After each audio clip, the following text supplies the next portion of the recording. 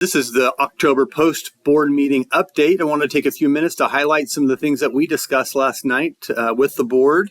Appreciate their commitment. We have a phenomenal board. Each board member is absolutely remarkable. And I tell you, they challenge us, and we have good discussion, good debate, good dialogue, not always in agreement, but we always move forward united in the best interest of our kids.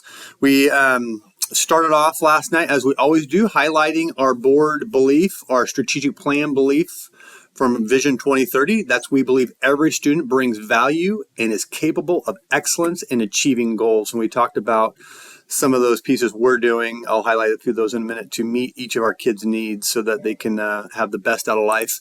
We reviewed the board norm that once a decision is made by the board, we'll communicate the board's decision with support as a unified group.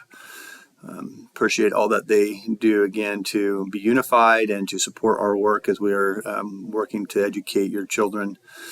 Looking down through the packet, moving on to the next pieces of item, we had Dr. Brent Blevins from Piper Sandler came last night and kind of walked through some final details of a bond refunding.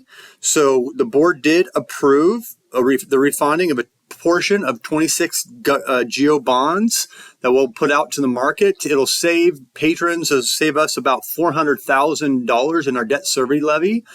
So that'll come back to us as we refund or refinance those bonds. So those will go to the market here soon, and we'll kind of test the waters. And then hopefully by March, we have those bonds refunded and finalized, and are able to capture some of those savings. So the market has trended positively even since we've initially had these conversations. We're I don't know how much less, $25,000, $50,000 less, and so it's already shifted in the positive for us. So we felt like the timing was right to go ahead and capture some refunding of some bonds. So that'll just help us with our cash flow and our debt service account as we look at future projects and future things down the road. Want to give a highlight to Carlos from our transportation department. Carlos visited with us last night, shared his report. I'm just so impressed with the work that our team has been doing in our bus barn. We've had the highest ratings in terms of safety that we've had since I've been here, passing inspections, doing great work. We appreciate all of our bus drivers, our mechanics, everyone that does so much to serve our kids. The amount of miles we travel is just so significant, and we know that bus is a critical part of the work that we do. We also appreciate our administrators who help navigate the challenges that can occur on the bus and as they work with parents. I love the customer service support that's provided at our bus barn and in our offices. So we appreciate all that's done, and appreciate our director, Carlos, for being here last night and helping walk through that. I'll highlight quickly that we finalized the final pieces that needed to be approved by the board for our baseball and softball projects. If you haven't been down by the ball fields at this point in the last couple weeks, you might want to just drive by to see the project well underway. They've started ripping up grass, tearing up grass, and getting it all prepped, about 4 inches off the top layer to get it all prepped so that they can bring fill in and start smoothing things out and getting it ready for turf for both of those ball fields. But last night, the board approved a couple additional features that we just held off to get better pricing on, and we've ended up saving, I would want to say somewhere around $80,000 by going with stronger bids and kind of pushing our vendors a little bit harder. And so we will have a new scoreboard that will be installed, a wireless scoreboard out there on those fields, on both fields. And then we'll also have,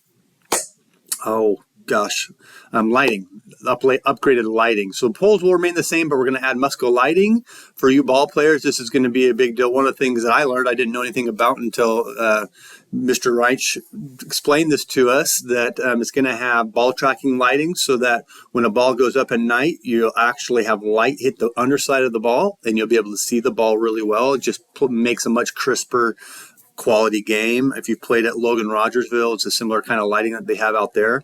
And then the board also gave us the go-ahead to be able to move forward with just some necessary infrastructure things that we need to do for technology out there for cameras, internet capability, those kinds of things for our streaming and for our announcing and those types of things. So we're moving forward. We're praying that this is a dry as dry as we can be this winter season going into spring, so that those fields are up and ready to go by time fall season starts in February, March. But we're definitely excited about what those projects are bringing to kids. The bulk of our conversations last night centered around our strategic plan. We talked really an hour or two, quite a while, just about Vision 2030. We're excited about having our new strategic plan that was community adopted, board adopted, and community, just developed. So we walked the board through our 5 strategies and kind of where we're standing on each of those strategies and the work that's being done. The first 2 being centered around future-ready learning and student agency. And the work that we've been doing with visible learning to integrate it, we were able to attend a conference, a few of us this last, about 2 weeks ago, to go attend a conference for Portrait of Grad, where every session was centered around POG and centered around real world learning. And what really it validated for us is that the schools that are really doing it well across the country and having success and have done this work for quite a while, we're doing the same things. We're headed in that same direction. So that's obviously embedding these competencies into our work, helping kids demonstrate mastery of those competencies so that when they leave our high school, they're ready to integrate into the community, not only from an understanding of the content that they're going to need in whatever field they go into and some of those foundational skills, but more importantly, to have those qualities and characteristics and competencies that are critical for them to be successful. This is our North Star. Portrait of Regret is absolutely essential. So if you haven't had a chance to really look at these 6 competencies, we would encourage you to use these in your classroom for sure, and for sure to begin to have these conversations with your children at home. So they are adaptability, critical thinking, integrity, perseverance, emotional intelligence, and communication. And there's descriptors on you should see these around the building. They're on our website. A lot more information to come. Dr. Kite will be leading a team here shortly in the coming weeks. I guess it is almost November this weekend. 2 days. So he'll be leading a team to develop a framework of what that will look like across our campus. And then that will lead to looking at grade level expectations and kind of how that is integrated. We're also going to be asking teachers to really focus in on real world learning and personalized learning, and dabbling with even potentially a lesson or a unit towards the end of the year this year to really get their feet wet with that work. So a lot more to come in regard to Portrait of Grad, but we're heading in a great direction. In regards to strategy 2, which is personalized learning, student agency, we have brought in essentially 2 different consultants to work with our team.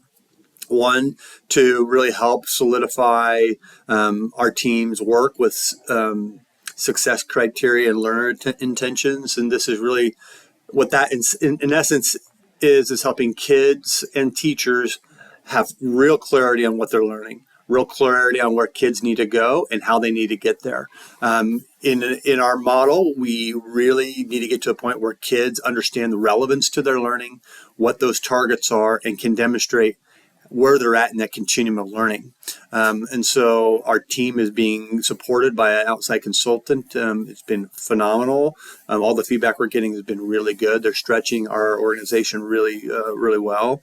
And then we also have a consultant in that's helping refine and continue to challenge our collaborative environments.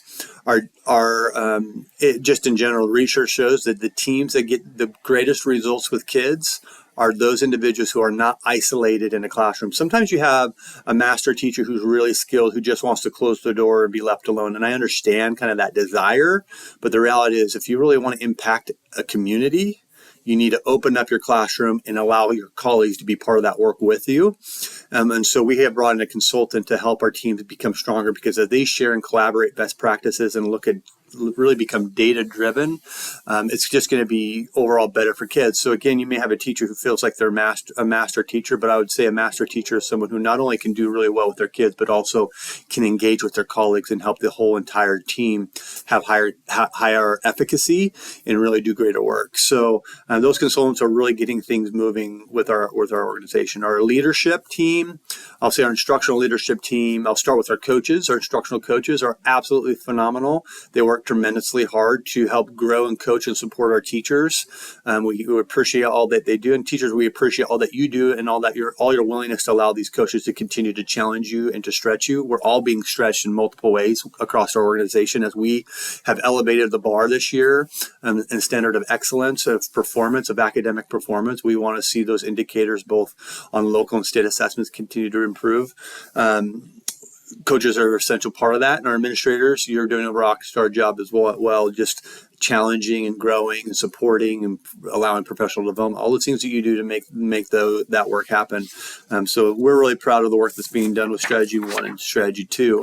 Strategy 2 is our strategy that's focused on exploring student opportunities, and there are several things that we'll accomplish over the next 5 years. This year, our initial task is to really assess and determine how our current programming, how are things working, extracurricular activities, clubs, organizations, sports, are they working well? And are there any gaps in our programming? Are there any opportunities that we may want to expand and enhance? And rather than going off an emotion of our staff, we will really want to gauge student interest, what we're seeing in terms of trends across the state, across the country, what might be coming. I mean, we have other programs, there's all kinds of clubs like with pickleball. And I mean, you could go on and on, all different kinds of activities and clubs that kids want to be engaged in.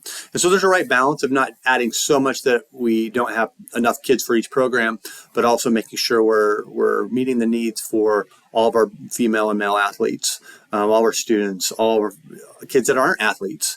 And so you'll see some surveys coming out relatively soon where you'll be able to give feedback. These surveys will go to staff, patrons, parents, and students, where you can give input on some of those new opportunities. There's also part of the action plan is I'm looking at my phone because I'm going to pull it up, is looking at our communication model. Right now, we want to go to a better system of communication. A lot of organizations in our district, a lot of teams use TMAP. We will be transitioning away from TMAP, something that doesn't have all the ads and is a little more user-friendly to communicate with coaches. And that will, right now, what has been recommended to us and you'll start to see used is an app called Sports U. So it sounds like that's one we're going to give a trial period on to see if that works really well. We do not want coaches, let me just say this, all staff, including youth volunteers, we really want to be commuting through the TMAP. We shouldn't be communicating through just text messages directly with athletes. It should be done through that application. And so that's a standard that we're upholding, is that all communication is done through an app that can be monitored and supported. And we want to keep everybody safe, all kids safe. So those are the main things with student opportunities. The fourth one is alternative school placement. The strategy is meeting the needs, social, emotional, behavioral needs of our students. Mr. Noonan kind of walked our board through what he's working on right now. We recognize that our alternative school program is reactive. It's not really meeting the needs of our kids. And so we're moving forward with exploring how can we really create an alternative program that can be robust and really meet the needs of our kids, something that can incorporate our entire school district. And really focusing in, actually, I would say more 7-12. And so Mr. Noonan is taking a team of staff members to various models to look at throughout the state, up in the Kansas City region and some here locally, to get a pulse on what does this look like, what could it look like to serve these kids, maybe what it could look like to even serve younger kids.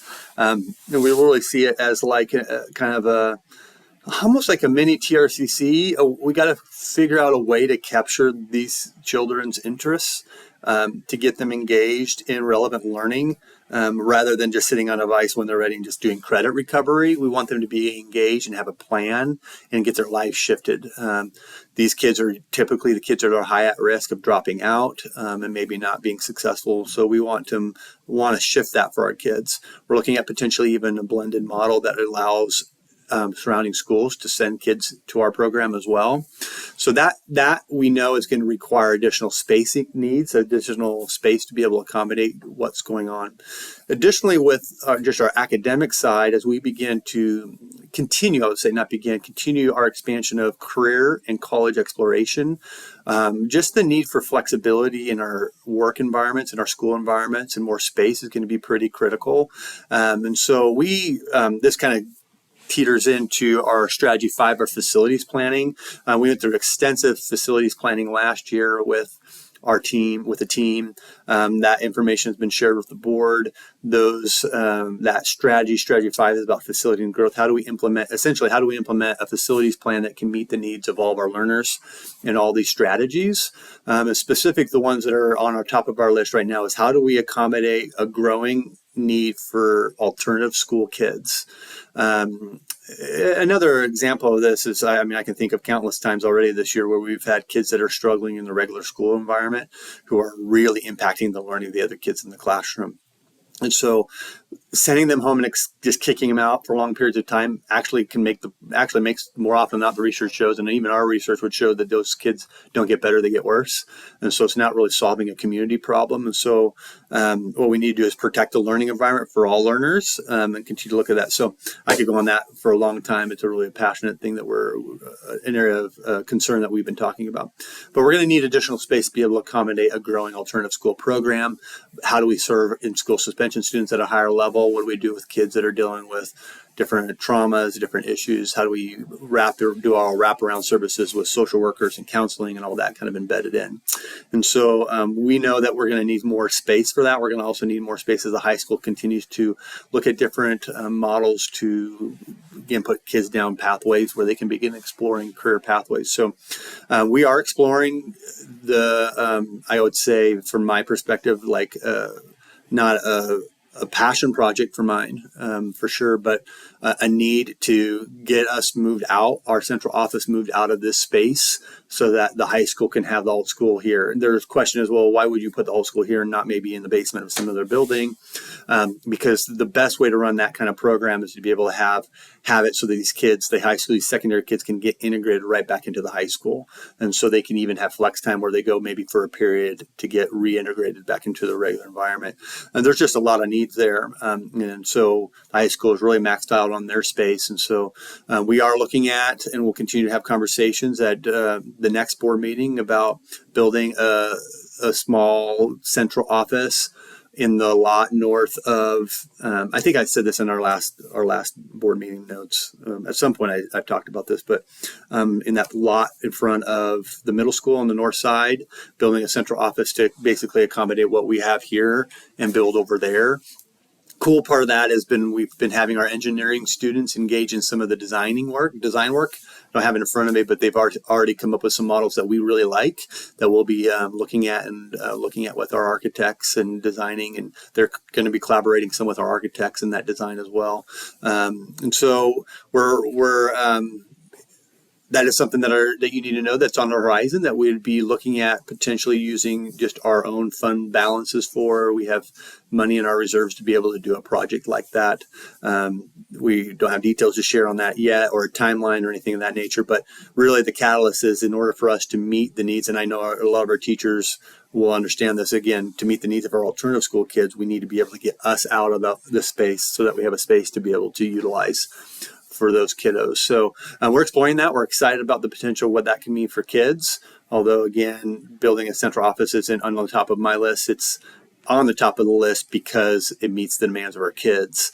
And that's the driving force. So we're always cautious about, admin stuff. But that's the most important thing is that the strategic plan is demanding us to have additional flexible space. So we're looking at that right now. We're excited about that. And that's really essentially what we talked about in kind of a nutshell last night, just diving into those programs. We know down the road, in the near future, the intermediate school, you can see outside through the hallways because of the foundation issues. It's going to have to be remodeled. The board did a tour of that building last month, so that they could get their eyes on kind of the challenges within that building and why it needs to be addressed. But that will come more conversations about when and how and why and what will come down at a later point. But we did get into that a little bit last night.